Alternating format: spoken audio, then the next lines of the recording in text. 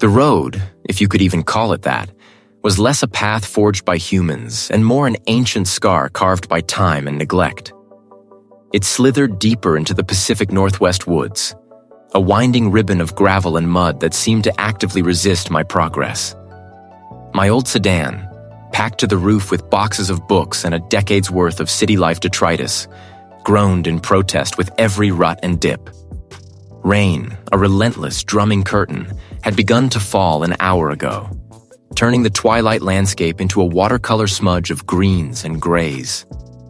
Through a sudden, fleeting break in the dense canopy, I caught a glimpse of it. A decrepit guard tower in a storm, its skeletal frame a stark, rusted silhouette against the bruised, churning sky. It looked like a forgotten monument to some long-lost conflict, a sentinel left to decay, swallowed by the encroaching wilderness. The sight sent a shiver down my spine that had nothing to do with the chill seeping in through the car's ancient seals. My great-aunt's cabin. My new life.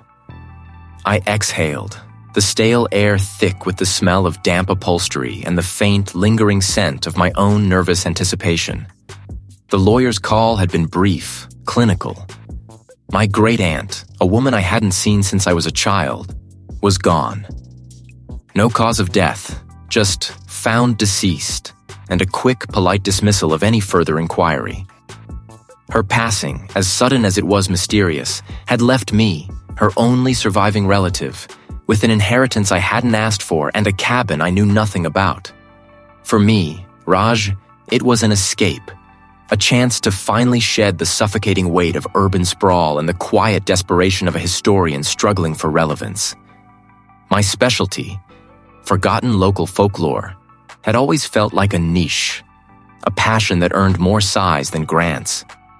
But here, in the heart of these ancient woods, was the perfect crucible for my research into the Whispering Wastes, a local legend, dismissed by most as a pioneer's fever dream, describing a blight that consumed an entire settlement.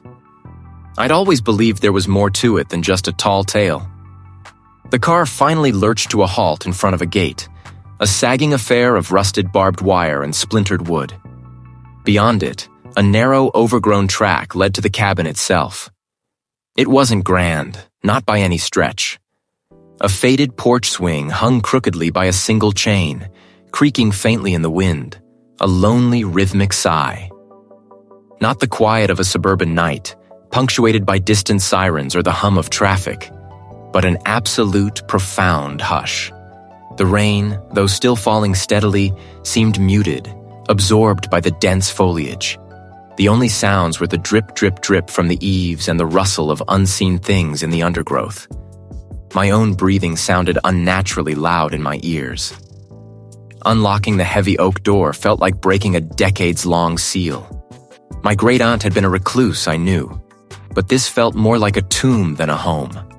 Light from the storm-laden sky barely penetrated the grimy window panes. Dust motes danced in the anemic beams, swirling like tiny, lost souls.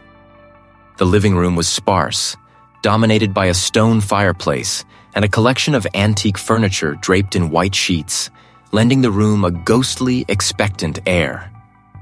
A grandfather clock in the corner had long since stopped, its hands frozen at 2:30. As I moved through the rooms, peeling back the protective sheets, a subtle disquiet began to settle over me. It wasn't just the dust or the stillness. Her spectacles lay on a small side table next to a half-finished cup of tea, a thin film of dust now coating its surface. A hand-knitted shawl was draped over the back of an armchair. These weren't the signs of a person who had planned to leave permanently. Upstairs, the bedroom was similarly preserved. On the bedside table, nestled beside a well-worn copy of some botanical guide, was a small leather-bound journal. Its cover was blank, unadorned, but something about its heft, its age, drew my eye. I picked it up. The leather was cool and smooth beneath my fingers. This, I instinctively felt, was more than just a diary. This was a beginning. I glanced toward the window, then back at the journal. The deceptive calm of my arrival was starting to fray at the edges. My old sedan, packed to the roof with belongings, finally coughed its way around a final, particularly sharp bend. And there it was. The cabin wasn't just isolated. It felt forgotten. Squat and dark, it hunched beneath a canopy of ancient firs and cedars, their branches so thick they barely let the afternoon light filter through. The wood, once a warm cedar, had weathered to a somber gray, mottled with patches of dark green moss that clung like an old man's beard. A sagging porch, its planks groaning under the weight of years, stretched across the front, half hidden by overgrown ferns. I killed the engine. The sudden silence was profound, broken only by the rustle of leaves, the distant call of a bird, and the faint rhythmic drip of water from the dense foliage. I sat for a long moment, the scent of damp earth and pine needles filling the air, a primeval perfume. This was it, my new beginning, my escape. Stepping out, the gravel crunched under my boots, a loud intrusion in the quiet. The air was thick, carrying the damp sweetness of decay and rich soil. I wrestled my heavy backpack from the back seat, the straps digging into my shoulders. The interior was a time capsule. Every surface was coated in a fine layer of dust, an undisturbed blanket over a life abruptly halted.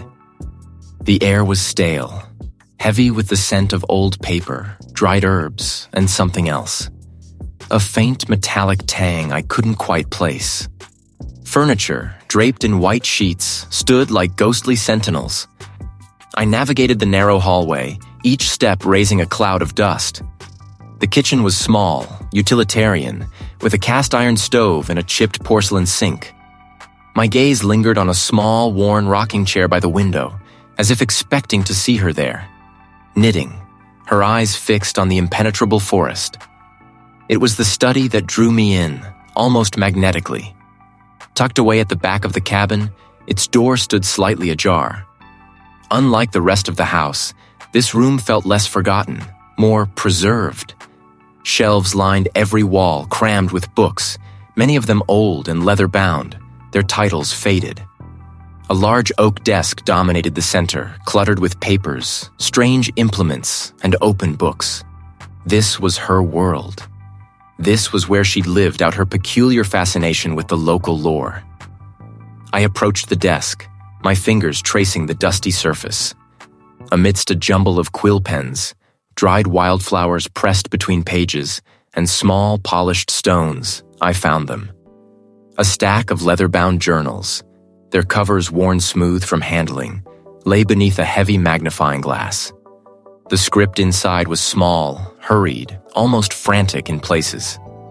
My great-aunt's hand. The first journal I opened fell open to a page filled with sketches. Crude, but unsettling. Twisted trees, figures with elongated limbs, and a recurring symbol. 3 interlocking circles, like a simplified knot. Her words weren't academic. They were personal, imbued with a desperate urgency. The settlement wasn't lost, one entry read. It was taken. And it waits. Always waits. My breath hitched. This was more than folklore. This was a confession of fear. As I absorbed the cryptic entries, a sudden sharp rap echoed from somewhere deeper in the cabin. My head snapped up, my heart hammering against my ribs. No answer. Just the creak of the old house settling, or so I told myself. It was probably just a branch hitting the side of the cabin, or the wind. But there was no wind. Not really. I stood frozen, listening, straining to hear anything else. The cabin remained utterly still, save for the frantic pulse in my own ears. A shiver traced its way down my spine, despite the relative warmth of the room.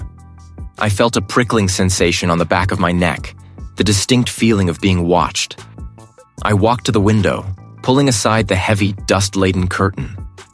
Outside, the sky had begun to bruise, dark clouds rolling in, pregnant with rain. And there, through a narrow gap in the foliage, on a distant, higher ridge, I saw it. Its timbers looked rotted, leaning precariously, its small, square windows like empty eyes staring out over the vast green expanse. As I watched, a flicker of lightning illuminated its decaying frame, stark and terrifying against the tumultuous backdrop. A low rumble of thunder followed, vibrating through the very ground beneath my feet. I pulled the curtain shut, suddenly desperate to block out the sight of that tower, that encroaching storm, and whatever it was that seemed to be gathering in the woods. I wasn't alone here. I could feel it. And it wasn't the ghost of my great-aunt. The sharp rap had cut through the cabin's quiet like a gunshot. "Hello?" I called out, my voice thin, swallowed by the sudden, profound silence that followed. Nothing. Only the low sigh of the wind outside. A sound I hadn't truly noticed until it was the only sound. I pushed away from the table, the journal's cryptic warnings still burning in my mind. Every floorboard creaked under my weight as I moved, a symphony of old wood protesting my intrusion. The rap hadn't come from the front door. It was too deep inside. It had sounded hollower, like a knuckle on a thin panel. I scanned the living room, then the short hallway leading to the bedroom. Nothing seemed amiss. No open windows, no displaced objects. The air was still, heavy with the scent of old paper and damp wood. My rational mind, the one trained to analyze historical data and dismiss folklore as myth, tried to offer explanations. The old house settling, a branch hitting the side, a draft. But the rap had been too deliberate, too distinct. I circled the small living area again, my gaze lingering on the closed door to the pantry, then the one leading to the cellar. Both were solid, unyielding. The rap hadn't come from behind them.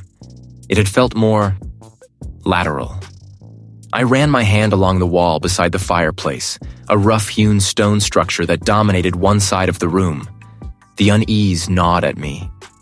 I was alone, miles from anywhere, and whatever faint sense of security I'd found in my academic pursuits had evaporated. This wasn't just research anymore. This was a direct, unsettling confrontation with the unknown. I took a deep, shaky breath, trying to steady myself. I was Raj. I was a historian. I was not going to be scared out of my own ancestral cabin by a bump in the night. But the forest outside seemed to press closer, the low moan of the wind gaining a new, almost vocal quality. I needed air. I needed to move. I grabbed my light jacket and my car keys, deciding a drive into the nearest town, even just for a cup of coffee, might ground me. The air outside was cool and damp, carrying the rich, earthy scent of pine needles and decaying leaves. The sky was a bruised purple, promising rain. As I walked towards my car, parked on the gravel patch, I felt it, a prickle on the back of my neck, the distinct sensation of being watched. It wasn't a single pair of eyes, but a diffused, omnipresent awareness emanating from the dense wall of trees surrounding the cabin. The forest here was ancient, a towering cathedral of Douglas firs and redwoods, their upper branches shrouded in a perpetual mist. Sunlight struggled to penetrate the thick canopy, leaving the undergrowth in perpetual twilight. Every rustle of leaves, every creak of a distant branch, felt deliberate, observed. Eventually, a cluster of dilapidated buildings appeared through the drizzle. The blink and you miss it settlement of Havenwood. A general store, a post office, and a small, weathered diner. I pulled into the gravel lot of the general store, its peeling paint and dusty windows a testament to its age. Inside, the air was thick with the scent of stale coffee and old wood. A man with a deeply lined face and wary eyes looked up from behind the counter as I entered. He wore a faded flannel shirt and a baseball cap pulled low, obscuring most of his face. He didn't smile. "Just passing through?" he asked, his voice gruff, his gaze assessing. "No, actually," I replied, trying for a friendly tone. "I'm Raj. I've inherited the old Blackwood cabin, up the trail a ways. My great-aunt's place." His eyes widened almost imperceptibly, then narrowed. He grunted, a sound that could have meant anything. "Blackwood, huh? Been empty a while. Old woman kept to herself. She did, I agreed. I'm a historian specializing in local folklore. It's mentioned in some of her old papers. I watched his face carefully for a reaction. Not to some of us. Bad place, that. Consumed the old pioneer settlement, didn't it? Took 'em all, like the land just swallowed 'em whole. He wouldn't meet my gaze directly, instead focusing on a spot just over my shoulder. People around here, they don't talk much about it. Don't like to stir things up. Some things are best left undisturbed. What do you mean? I pressed, leaning forward. Do you know anything specific? Any old stories? He finally looked at me, his eyes holding a deep, ancient caution. Just know what my grandfather told me. Said the wastes. They call to you. Show you things. They want a connection. And once they get it, they don't let go. He shook his head slowly. The Blackwood land, that's right on the edge of it. Always has been. Old woman, she knew it. That's why she never went into the deep woods. And you shouldn't either, especially not near the old tower. Old tower? I asked, my mind racing. My great-aunt's journals hadn't mentioned a tower. He paused, then seemed to regret saying anything at all. Just way out. Don't go looking for it. Nothing good out there, especially not when the storms roll in. He changed the subject abruptly, asking if I needed anything else, his tone making it clear our conversation was over. I bought a few essentials, my mind reeling, the man's words echoing in my ears. Eventually, exhaustion claimed me, and I fell into a fitful sleep. I was huddled beneath a skeletal structure, wind whipping around me, tearing at my clothes. The wood was splintered, rotten, groaning under the assault of the wind and rain. Lightning flashed, briefly illuminating the desolate landscape around me. Gnarled, twisted trees, their branches clawing at the bruised sky. The air smelled of ozone and damp earth, but also something else. Something metallic and faintly sweet, like old blood. The wind howled, but beneath it, I heard it. They weren't distinct words, but a cacophony of sibilant overlapping sounds like dry leaves skittering across a vast, empty plain. I felt an irresistible pull, a desperate curiosity to peer inside, to see what secrets it held. My feet moved, heavy and unwilling, yet propelled forward by an unseen force. It wasn't a voice I recognized, but it spoke directly to something primal within me, something that yearned for connection, for understanding. A guard tower. What would a guard tower be doing deep in these woods, miles from any known settlement? And why would my great-aunt, a meticulous record keeper, never mention it in her early, more academic entries? The question gnawed at me, a splinter under the skin. The air in the cabin had grown heavier, the silence punctuated by the creak of settling timbers and the distant, mournful sigh of the wind through the pines. A storm was brewing, the sky outside already bruised purple and gray. I found the next relevant entry tucked away between pages filled with botanical sketches and observations about local bird calls. It was dated much later than the first few I'd read, the handwriting tighter, more frantic. August 14th. The whispers grow bolder. Not the wind, not the trees. It's reaching. I've reinforced the cellar wards. The old ways hold for now, but the pressure against the boundaries is immense. It seeks a connection, a way in. It knows I'm here. This wasn't research anymore. This was a desperate struggle. My great-aunt wasn't just studying a legend. He was fighting something, defending herself, or perhaps defending the cabin. My historian's detachment, my objective lens shattered. I was no longer merely an observer. I was in the middle of whatever this was. I flipped forward, my fingers trembling. The entries became less coherent, more cryptic. Drawings of swirling, indistinct forms started appearing in the margins, alongside symbols I didn't recognize. Interlocking lines, circles bisected by jagged marks, what looked like stylized eyes. They weren't decorative. They were protective. Wards. September 3rd. It wants to fill the space. It wants to be seen. I hear its song in the forest, a low hum that vibrates in my teeth. The cellar is the only true refuge. The symbols must be refreshed. The old tower. It's a beacon, a wound. My gaze swept around the room, searching for anything out of place, anything that might signify a ward or a symbol. The rough-hewn walls, the sturdy floorboards, the massive stone hearth. Everything seemed normal, yet everything felt imbued with a hidden purpose.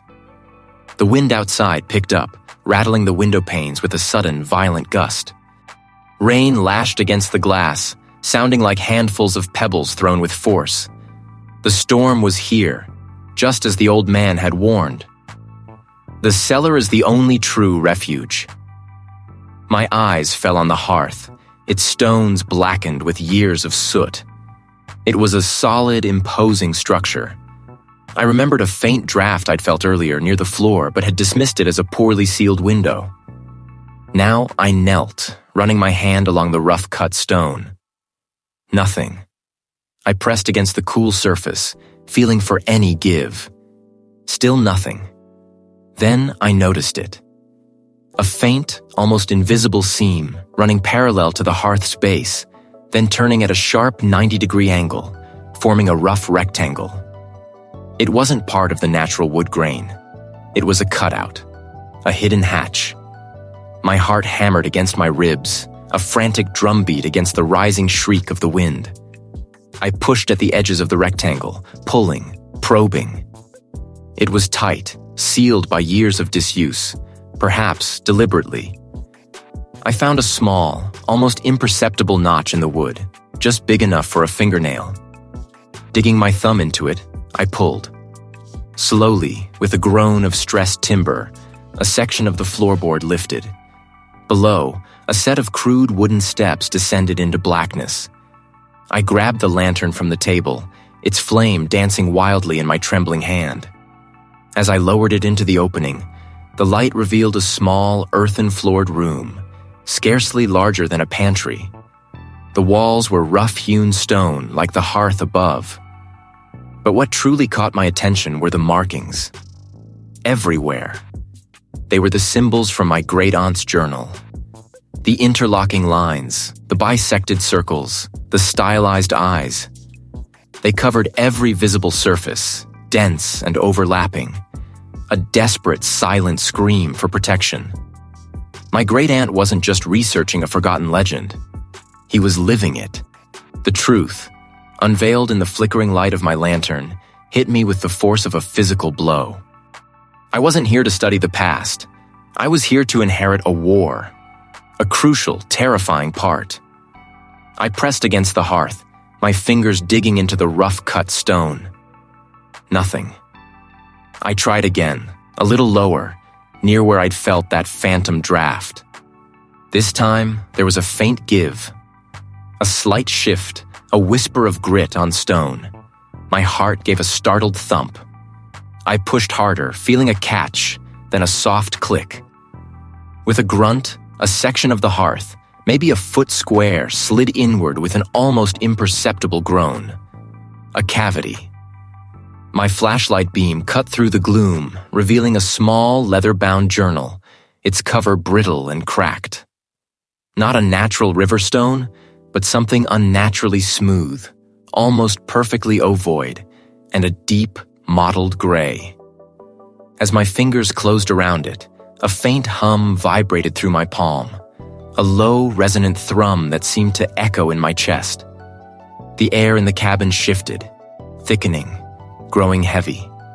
It wasn't just the change in pressure from opening the hidden space. It felt sentient. I pulled out the journal and the stone, placing them carefully on the dusty floorboards. The hum from the stone persisted, a silent vibration that I felt more than heard. It wasn't menacing, not yet, but it was there, an undeniable presence. I knelt, flipping open the journal. The pages were brittle, the ink faded, but the handwriting, my great-aunt's familiar, elegant script, was still legible. I started to read, a sense of quiet triumph swelling within me. This was it, the next piece of the puzzle. Then a sharp crack echoed from the kitchen. I froze, my head snapping up. It sounded like glass. A teacup, one I'd left on the counter, lay shattered on the floor, its delicate pieces scattered like petals. No, not shattered. My breath hitched. The hum from the stone intensified, a low drone now that filled my ears, making my teeth ache. A book, a heavy tome on regional flora, suddenly launched from the bookshelf across the room, striking the far wall with a dull thud before clattering to the floor, pages splayed. It wasn't a fall. It was an expulsion. It was inside the cabin, inside the walls, inside my head. They were unintelligible, a cacophony of sibilant sounds, rising and falling like a tide. I spun around, trying to pinpoint the source, but they seemed to come from everywhere and nowhere.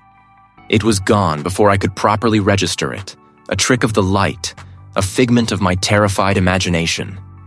They were calling to something, yearning for something, or someone. My head began to throb, a dull ache that quickly escalated into a searing pain behind my eyes. The hum from the stone in my hand pulsed, mirroring the beat of my frantic heart. The cabin walls seemed to press inward, the ceiling to lower. Then, the world tilted. The cabin blurred, its familiar wooden beams warping and stretching like liquid. I felt a crushing weight descend upon me, a pressure so immense it felt like my skull would crack. And then, I wasn't in the cabin anymore. Above me, a crude wooden structure, skeletal and leaning precariously, rose into a sky the color of bruised plums. Rain lashed down, thick sheets of water blurring the already bleak landscape. The wood groaned and shrieked around me, not with the sound of wind, but with a deeper, more resonant agony, as if the tower itself was screaming. The air tasted of ozone and decay, a bitter metallic tang that burned my throat. It was a place of utter ruin, of forgotten misery. A place that felt like the end of everything. Just as the tower gave a final wrenching groan, threatening to collapse into the muck below, I snapped back. The stone, still clutched in my hand, was now vibrating violently, a low, angry growl. The journal lay open on the floor where I'd dropped it, its brittle pages fluttering as if in a phantom breeze. The teacup lay shattered, the book still splayed. It hadn't been a dream. They were louder now, no longer just a murmur, but a distinct, layered chorus circling me, pressing in. They were almost words, syllables that brushed against the edges of my comprehension, words like hunger, join, thin, and then, unmistakably, my name. It wasn't a question. It was an invitation. Or a command. A floorboard directly beneath my feet gave a deep, resonant groan, not like old wood settling, but like something massive shifting its weight. The sound reverberated through the soles of my shoes, up my legs, into my very bones. They were waiting. They were watching. My sanity, a fragile thing I'd clung to since the first strange occurrences, was fraying, unraveling like an old rope under immense strain. The cabin wasn't just haunted, it was alive, and it wanted something from me, something terrible. I could feel its gaze, 1,000 eyes piercing through the gloom, dissecting me, consuming me. The veil hadn't just thinned, it had been ripped open, and I was standing right in the tear. My name whispered from 100 unseen mouths, from the very fabric of the cabin. The sound reverberated through the soles of my boots, up my spine, a low, guttural thrum that vibrated in my teeth. I didn't think. I reacted. My hand shot out, scrambling for the great aunt's journal I'd left splayed open on the rough-hewn table. My fingers, slick with a sudden cold sweat, fumbled with the brittle pages. They were a constant low hum, 1,000 insects buzzing just beyond the edge of hearing, a chorus of silent observation. I couldn't just stand there waiting for whatever was shifting beneath the floorboards to break through. I couldn't just let the cabin consume me, piece by piece, sanity by sanity. Her journals were proof. And if he had fought, then there must be a way. A desperate, terrified hope, thin as a spider silk strand, clung to me. I plunged back into the journals, my eyes darting across her spidery script, searching for anything. A symbol, a phrase, a method. The earlier entries were academic, detached, but as I flipped further, the tone changed. Her hand grew shakier, the ink bled, and the margins were filled with frantic looping sketches. These weren't notes anymore. They were warnings. Please. Beneath it, she'd scrawled, Pine Ash, a true name unspoken. Pine. Ash. I knew what to do. I found them. Their scent sharp and resinous even through the dust. The true name unspoken. That was more abstract. My hands trembled as I worked. I gathered the pine needles, crushing some between my fingers to release their scent, and mixed them with pinches of the fireplace ash. I knelt, my knees protesting on the cold floorboards, and carefully sprinkled the mixture in a small, unbroken circle, tracing the jagged symbol with my finger in the dust. I moved to the next point, then the third, repeating the process. A silent, frantic prayer on my lips. When I finished, standing in the center of the cabin, an unnatural quiet descended. Had it worked? Had I actually pushed it back? This silence wasn't peaceful. It was expectant. It was the quiet before a predator strikes, not after it has retreated. Then a new sound. It was a rhythmic thump, thump, thump coming from directly above me. The attic. I'd barely looked in the attic. My great-aunt's warding ritual, if that's what it was, hadn't banished anything. It had only provoked it. The silence was a cage, and whatever I'd tried to trap inside it was now rattling the bars. I needed something stronger. I needed to understand what he was truly up against. I snatched the journal again, flipping pages wildly, past her desperate scrawls, until I found a sketch, detailed and precise, of a tall, skeletal structure. Beneath it, in bold, almost panicked script, she'd written, "The sight from above, the true boundary. It holds what I cannot." The sketch was unmistakable. I'd seen it once on an old map. Why there? What did it hold? The first fat drops of rain splattered against the window panes, followed by a sudden gust of wind that howled like a banshee through the eaves.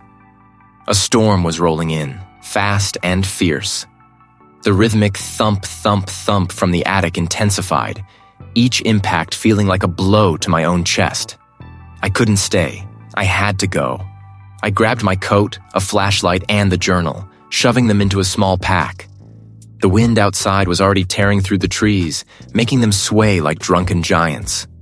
Rain lashed down in sheets, instantly soaking my hair the moment I stepped onto the porch. The path to the guard tower was barely a deer trail, winding through dense, ancient woods. It would be treacherous in this weather, in the growing gloom of evening. But the alternative, staying in the cabin, listening to whatever was being dragged across the attic floor, was no longer an option. I pushed through the whipping branches, the mud sucking at my boots, the wind trying to rip the pack from my shoulders. The forest was a roaring, thrashing beast, the rain blinding, but I kept moving. The guard tower was my only hope. It had to be. When I finally broke through the tree line, shivering and soaked to the bone, the guard tower loomed before me, a stark black silhouette against the bruised purple sky. It was taller, more imposing than I remembered, its wooden frame weathered to a bleached gray, its railings rotted away in places. The wind tore through its open structure with a mournful shriek, making the whole thing creak and groan like a dying thing. Each rung groaned under my weight, and the entire structure swayed precariously in the gale. Higher and higher I climbed, the wind trying to peel me off, the rain stinging my face. I reached the top platform, a small, exposed square of rotting wood, and pulled myself over the edge. I shone my flashlight around the platform. Nothing. Just exposed beams, a few rusted bolts, and the relentless wind. Then my beam caught something. Etched deep into the central support beam, barely visible beneath layers of moss and grime, was the familiar, jagged symbol from my great-aunt's journal. It wasn't painted. It was carved, roughly, deeply, as if by someone desperate. And directly beneath it, a small, almost imperceptible cavity in the wood. Inside, tucked away from the elements, was a single small leather-bound box. And whatever was in it, it was meant to be found. Or perhaps it was meant to be unleashed. It was a skeletal finger, reaching from the dense canopy a few miles north of the cabin, an old landmark I'd only ever seen on a faded map. Why there? What did my great-aunt expect me to find? The low rumble outside had escalated into a full-throated growl, the first fat drops of rain now a relentless drumming against the cabin's roof. But the tower, it called to me with an urgency I couldn't ignore. I pulled on my thickest jacket, cinching the hood tight around my face, and grabbed the powerful flashlight. Rain lashed down, cold and stinging, turning the narrow deer trail into a slick, muddy trough.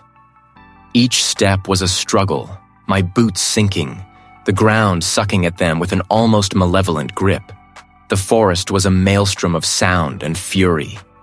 Trees groaned and swayed, their branches whipping like frantic arms. The roar of the wind drowned out everything else, a deafening white noise that pressed in on my ears, making me feel utterly alone, utterly vulnerable. The flashlight beam, a feeble cone in the deluge, cut through the inky blackness, revealing only short stretches of rain-swept path before the gloom swallowed it again. It was even more decrepit than the sketch suggested, a gaunt structure of rotting timbers and rusted iron, tilting precariously as if one strong gust might send it toppling. The storm seemed to rage with a particular ferocity around it, the wind howling through its skeletal frame like a mournful lament. I pushed open the groaning, warped door at its base. It took all my strength, the wood swollen with moisture. Something metallic and cold, like old blood, or perhaps just rust. The rain was less of a deluge here, but still seeped through gaps in the roof and walls, forming puddles on the uneven floorboards. Empty. Just dust, cobwebs, and the skeletal remains of what might have been a wooden platform or two, long since rotted away. My heart hammered against my ribs, a frantic bird trapped in a cage. It wasn't words, not exactly, more like a vibration of thought, a hungry hum. I reached the top platform, a small, exposed space open to the elements, though partially shielded by the remaining walls. Rain still lashed in, misting the air. There was nothing here. No journals, no artifacts. Just emptiness. A profound, crushing emptiness. Then it happened. The air solidified around me, pressing in, a physical weight that stole my breath. My lungs burned, unable to draw in air, as if the oxygen itself had been consumed. My own thoughts, my own sense of self, began to unravel. My memories flashed before my eyes. My parents, the city, my research. But they felt distant, alien, like someone else's life. It was a vast, formless expanse, a primordial ocean of pure, consuming need. Not a creature, not a monster, but an absence, a gaping maw of nothingness that yearned to be filled, to expand, to absorb everything. It was the antithesis of life, the ultimate devourer. And I was caught in its gaze, a tiny, flickering spark of consciousness about to be snuffed out, absorbed into its boundless, eternal hunger. It wasn't just my life it wanted. It was my essence. My experiences, my thoughts, my very soul, all to be added to its endless, unthinking being. I felt myself stretching, thinning, my mind a membrane about to burst. The tower groaned, the timbers screaming around me, mirroring the agony in my head. No. The thought was a desperate, raw scream from the deepest part of my being, a tiny flicker of resistance against the overwhelming tide. It was a primal refusal to be erased, to be consumed. I fought back, not with my hands, but with the sheer, unyielding force of my will, clinging to the fragments of Raj, the person I was, the life I had. The pressure intensified then, with a violent, sickening lurch, it receded. I was still me. But something fundamental had shifted. The horror wasn't just outside, it had touched me, burrowed into me. The entity wasn't just an ancient legend, it was real, vast, and it hungered. And it had just tried to swallow me whole. I pushed myself up, my muscles screaming in protest, and stumbled blindly toward the door, the storm still raging, but a far lesser tempest than the one that had just roared through my soul. The low rumble outside had escalated, not just to a storm, but to something that felt like the earth itself was clearing its throat. The wind howled, a predatory shriek that tore through the forest, rattling the cabin's ancient timbers. But not the whispers. They were still there, insidious and persistent, weaving through the gale just at the edge of my hearing. Why there? What did my great-aunt expect me to find? I clutched her worn journal, the pages crinkling under my damp fingers. This was it. The last piece of the puzzle. I felt it in my gut. And it was going to be a brutal journey. My jacket, already soaked through from my dash to the woodshed earlier, offered little protection. I pulled the hood tight, cinched the drawstrings on my backpack, and pushed open the cabin door. The storm hit me like a physical blow, stealing my breath. Trees swayed violently, their branches thrashing like desperate limbs. I could hear the sharp crack of snapping wood, the roar of the wind in the pines, a sound that was both majestic and utterly terrifying. Visibility was almost zero. The forest was a churning mass of dark shapes and driving rain. Each step was a struggle, my boots sinking into the sodden earth, roots snagging at my ankles. The trail, barely discernible in daylight, was now a treacherous river of mud and fallen debris. My great-aunt's cryptic notes, a series of seemingly unrelated observations and half-finished sentences, had pointed north, always north. And the sketch, stark and unsettling, was my beacon. Every rustle in the undergrowth, every groan of the wind, sent a jolt of adrenaline through me. The entity, whatever it was, felt closer now, its presence almost palpable, a heavy weight pressing down on the air. It wanted me to stop, to turn back, to succumb to the overwhelming fear. But I couldn't. Not now. I was too close. The guard tower. It was even more desolate than the sketch suggested. I scrambled up the final incline, my muscles screaming in protest, and found the base of the tower. A narrow, rickety ladder, half-rotted, clung to one of the main support beams. The wind screamed past the gaps in the wood, creating a mournful, whistling melody that seemed to beckon me upward. Each rung groaned under my weight, splinters digging into my already raw hands. The whole structure swayed, a sickening lurch that made my stomach drop. They spoke of hunger, of ancient things, of a world just beyond the curtain of reality. Finally, I hauled myself over the edge, collapsing onto the splintered floor of the tower's small, enclosed platform. The space was tiny, perhaps 6 feet by 6 feet, with narrow slits serving as windows, through which the wind howled and spat rain. It wasn't hidden well, almost as if it was meant to be found. A final offering. My great-aunt, ever the dramatic one.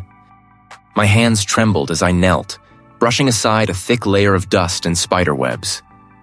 The chest was locked, but a small, tarnished silver key, familiar from my great-aunt's desk, hung from a rusted nail directly above it. He had always been meticulous in her madness. With a click, the lock sprang open. Inside, Nestled on a bed of faded velvet was not a single journal, but a collection of loose-leaf papers bound by a fraying leather cord. And beneath them, a small, intricately carved wooden box. They were not in her usual neat script, but hurried, almost frantic scrawls, interspersed with sketches and diagrams. Not a place, but a hunger, a tether, a breach. The veil thins, draws strength from sorrow, from connection. Its true name, not to be spoken, but to be unmade. Unmade? What did that even mean? My gaze fell on a particularly dense section, circled repeatedly, underlined. And then, a single clear sentence, written in a hand that was surprisingly steady. To sever the thread, the link must be broken at its genesis, not with force, but with a mirror of its own desire. A willing conduit, offered freely, then withdrawn. A mirror of its own desire? A willing conduit, offered freely, then withdrawn? My mind raced, trying to decipher the meaning. The entity fed on connection, on sorrow, on drawing things into itself. Sever it at the last moment? It sounded like an act of profound suicidal risk. My hands shook as I reached for the small wooden box. It was cool and smooth beneath my fingertips. Inside, on a bed of dried, fragrant herbs, lay a single tarnished silver locket. It was old, intricately engraved, and oddly familiar. I clicked it open. Inside, on one side, was a faded photograph of a young woman with kind, haunted eyes. My great-aunt, much younger. On the other, a tiny, almost microscopic dried flower. And beneath the locket, a final single sheet of paper. My great-aunt's last words, penned with a trembling hand. Raj, my dear boy. The wastes crave connection. It draws you in, promises solace, a return to what was lost. But it lies. It consumes. The locket is a link, a memory of a sacrifice already made. It will allow you to see, to feel its pull, to draw it near. But you must be strong. You must sever the thread before it binds you, before it claims you, as it almost claimed me, as it claimed the settlement. The key is not to fight it, but to trick it, to offer the path, then close the gate. It requires a profound act of will, and a heart willing to walk to the very edge of oblivion, and then step back. A profound act of will. The glimmer of hope was a terrifying one, a razor's edge. My great-aunt wasn't asking me to destroy the entity, but to sever its connection to this world, to push it back through the thinning veil. They knew I was here. They knew what I held. They wanted the connection. The weight of my great-aunt's journals felt like lead in my backpack, even heavier in my mind. Her final, desperate scribbles, the map she'd painstakingly drawn. They were my guide and my damnation. Sever the connection. Not destroy, but push back. The thought was a cold, sharp blade, pressing against my resolve, but I couldn't back down. Not now. I had to venture into the wastes. I'd packed what I could. Water, some dried fruit, a sturdy flashlight, the ceremonial dagger I'd found tucked beneath the cabin's floorboards. An unsettlingly beautiful thing with an obsidian blade. The forest around the cabin, usually a symphony of rustling leaves and distant bird calls, was muted this morning, as if holding its breath. Not yet, anyway. The transition was subtle at first, then jarring. One moment, I was navigating familiar moss-covered roots and towering firs. The next, the trees began to thin, their branches twisted into grotesque skeletal forms. The ground underfoot changed, too. The rich, dark soil gave way to a pale, powdery earth that clung to my boots like fine ash. This was it. Where the natural order frayed, where the very fabric of existence became thin and porous. I felt it immediately, a pressure behind my eyes, a subtle hum in my bones. The light, too, was wrong. A perpetual twilight, even with the sun theoretically high above. The sky, where I could glimpse it through the gnarled branches, was a sickly, bruised purple gray. I walked, driven by a grim purpose, following the crude, hand-drawn map in the journal. I didn't know what it looked like or how I would find it, but the journal's conviction spurred me on. It was full. The landscape grew stranger, more alien. What looked like petrified trees stood like sentinels, their bark smooth and gray, feeling like cold stone under my hesitant touch. Patches of ground were covered in a strange, iridescent fungus that glowed with a faint, internal light, pulsing faintly like a slow, dying breath. The air now carried a new scent, not just the metallic tang, but something sweet and cloying, like wilting lilies mixed with old copper. Hours blurred into an eternity. My legs ached, my throat was parched, and the constant implied presence of the entity gnawed at my sanity. Then, the weather turned. A low rumble started in the distance, growing steadily louder. Rain started, not a gentle shower, but a sudden torrential downpour, driven by the intensifying wind. It wasn't clean, fresh rain. It felt heavy, viscous, like liquid iron, and tasted faintly of rust on my tongue. Through the sheeting rain and the swirling mist, I saw it. It was a tower, impossibly tall, its upper reaches shrouded in the storm clouds. As I drew closer, the details emerged from the gloom. A crumbling stone structure, ivy-choked and ancient, its original purpose long forgotten. It stood alone, a monument to something lost, or perhaps something never truly gone. This was the landmark my great-aunt had sketched, the one she'd marked with a frantic X. I pushed forward, the wind almost tearing the backpack from my shoulders, the rain blinding me. This had to be where I found it.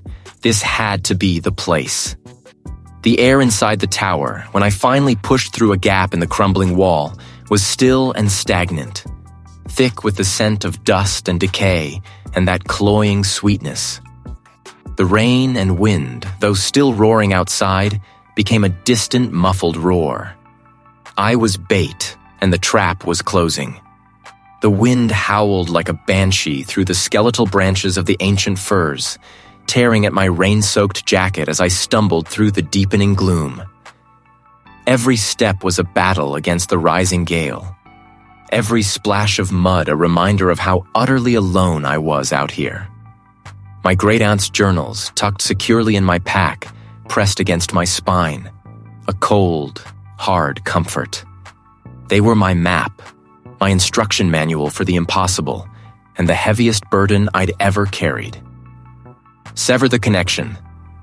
The words echoed in my mind, a desperate plea from beyond the grave. Not destroy, she'd written, but push back. The thought made my stomach clench, a cold dread that had nothing to do with the biting wind. To invite the very thing that had claimed her, that had consumed the pioneer settlement, that lurked just beyond the veil. It was madness. But what choice did I have? I wasn't leaving this forest, not without an answer, not without trying to put an end to the creeping horror that had haunted my family for generations. Determination was a bitter taste in my mouth, mingled with the metallic tang of fear. Lightning cracked, illuminating its skeletal frame, the missing planks, the gaping holes where windows once were. This was it. The place where the veil was thinnest, where the wastes truly began. As I reached the base of the tower, the wind seemed to redouble its efforts, shrieking directly into my ears, trying to tear me away. The wooden door, long since ripped from its hinges, hung askew, groaning in protest. Inside, it was even worse. The sounds of the storm were muted, warped, as if heard through a thick sheet of glass. Water dripped steadily from the ceiling, echoing in the confined space. The stench intensified here, a cloying sweetness that made my throat tighten. My flashlight beam danced across her frantic script. The third level. Center. Place the iron. The salt. I ascended the rickety stairs, each step a gamble against the rotten wood. On the third level, the floor was mostly intact, though warped and buckled. In the center, a circle of faint, almost invisible scorch marks marred the wood. My great-aunt's last stand. I followed her instructions, my hands trembling. I pulled out the small wrought iron birdcage I'd found in the cabin, placing it carefully in the center of the scorch marks. Next, the coarse salt, pouring it in a perfect circle around the cage, a shimmering barrier against... what? Then the knife. I stared at my left hand, at the blue veins beneath the pale skin. My great-aunt's words whispered in my memory. Your blood is the bridge, your will, the dam. With a sharp intake of breath, I pressed the blade to my thumb, a small, clean cut. I let the drops fall onto the iron, onto the salt, a primal offering. The moment the blood touched the salt, a low hum vibrated through the floorboards, through my very bones. It wasn't a sound so much as a pressure, a sudden, profound shift in the air, like the atmosphere itself had grown denser, heavier. They were soft, like rustling leaves, then growing into a chorus of indistinct voices, murmuring just beyond the edge of understanding. They weren't words, not exactly, but the ghost of words, the echo of forgotten conversations, of despairing cries, of last breaths. My breath plumed in front of me, thick and white. The great-aunt's journal was clear. Let it reach, but do not let it take. The air swirled, not with wind, but with an unseen presence. It pressed against me, an invisible weight, trying to force me to my knees. They were these its memories, or mine. It was trying to show me, trying to consume me, to draw me into the collective, the wastes. It wasn't physical, but I felt it, a profound violation. It was reaching, searching, probing for the connection I had offered. Panic flared, hot and sharp, threatening to overwhelm my resolve. Every instinct screamed at me to run, to sever the connection by fleeing, to abandon the ritual and save myself. But then, a memory, not mine, but my great-aunt's, flashed through my mind like a dying ember. Her face, etched with fear, but her eyes, defiant. She hadn't run. He had tried to fight. This thing, this ancient entity, it wasn't just a consumer of life. It was a collector of essences, of stories, of identities. It wanted my history, my memories, my very self to add to its unending hunger. This was the reveal. This wasn't merely a blight. It was a consciousness, a vast ancient hunger that grew by devouring individualities, weaving them into its own, ever-expanding tapestry of lost souls. My great-aunt's last instruction, almost a desperate plea, materialized in my mind. The incantation. Speak it, with all your will. I gripped the journal, my knuckles white, and found the passage. My voice was hoarse, but I forced the words out, ancient sounds that felt alien on my tongue, words of defiance and severance. The very structure seemed to be under attack, shaking violently as if the storm outside had found its way in, not as wind and rain, but as raw, furious energy. I felt something clawing at my mind, trying to rip the words from my throat, trying to drown me in a torrent of despair and forgotten memories. It wanted to break my will, to make me cease. My vision swam, the ghostly figures of the consumed reaching for me, their silent screams amplifying the entity's assault. My head throbbed, my body felt like it was being pulled apart, stretched thin between two realities. I pushed back, focusing every fiber of my being, every ounce of my will into the incantation, into the idea of separation. The air crackled around me, the smell of ozone mixing with the cloying sweetness. The tower swayed, a terrible groaning sound tearing through the din. I was on the brink, my voice faltering, the words barely audible over the raging storm and the entity's desperate counterattack. The connection was made, it was reaching, and I was trying to sever it. The outcome hung precariously, a thin thread stretched taut, threatening to snap. The shriek tore through me, not just a sound, but a physical ripping, like old canvas stretched past its limit. It was the sound of something ancient being torn from its moorings, of a vast, hungry void recoiling. My own voice, still echoing with the strange, defiant words, felt like a pathetic whisper against that final, monstrous scream. Then, as suddenly as it had erupted, it was gone. My ears rang with an unbearable pressure, a phantom echo of the shriek, and my head hammered against the rough floorboards. I must have fallen, crumpled like a discarded puppet. The wind howled through the gaps in the planks, a mournful, solitary sound. Slowly, agonizingly, I pushed myself up. Every muscle screamed in protest, my limbs feeling heavy, waterlogged. A tremor ran through my hands, a persistent vibration that wasn't just physical exhaustion. My throat was raw, scraped, as if I'd swallowed sandpaper. I coughed, the sound rattling in my chest, and tasted something metallic. Blood. It was like breathing in the aftermath of a lightning strike. Ozone, and an unsettling clarity. I scanned the small, circular room. The great aunt's journal lay open beside me, its pages crinkled, a faint scorch mark marring the cover where the binding had almost given way. The ink on the page where I'd read the words shimmered faintly, a ghostly afterimage. Was it over? Had it worked? The question hung in the air, heavy and unanswerable. I wanted to believe it, wanted to feel the lightness of a burden lifted, but instead, a new weight pressed down on me. I struggled to my feet, bracing myself against a rotting support beam. The wood felt damp, slick under my palm. Through a narrow, rain-streaked slit in the wall, I could see the churning gray of the storm, the whipping branches of the ancient trees.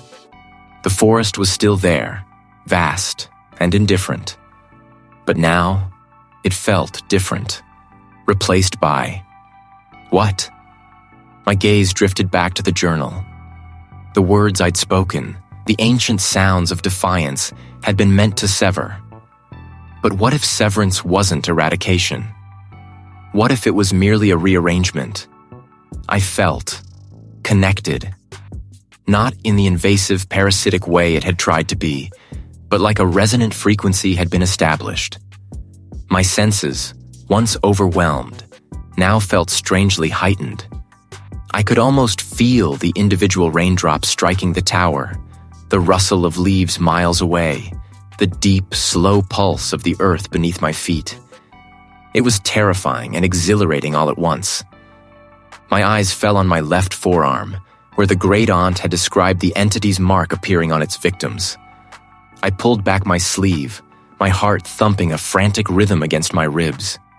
There, faintly visible beneath the grime and a small abrasion from my fall, was a delicate, almost ethereal pattern. It wasn't the crude, grasping symbol I'd seen in the journal. This was intricate, like the veins of a leaf, or the delicate tracery of frost on a window pane. It pulsed with a faint, almost imperceptible warmth. The entity hadn't been banished. Not entirely. My great aunt's ritual, those words of severance, they hadn't destroyed it. They had merely changed its nature, its connection. It had withdrawn, yes, but it hadn't gone far. It had merely taken root. In me. The shriek had been its fury at being confined, at being forced into a new, more intimate form of existence. The words had bound it, not banished it. It hungered for connection, the journal said. And I, in my desperate attempt to save myself, had given it exactly that. I was the new vessel, the new anchor. The veil between worlds, once thin, was now irrevocably porous within me. The rain still fell, blurring the ancient trees into indistinct, menacing shapes. I was alive, yes, but the cost was everything. It was pregnant with a new, terrifying potential, and I was its epicenter. The horror wasn't over. It had just begun.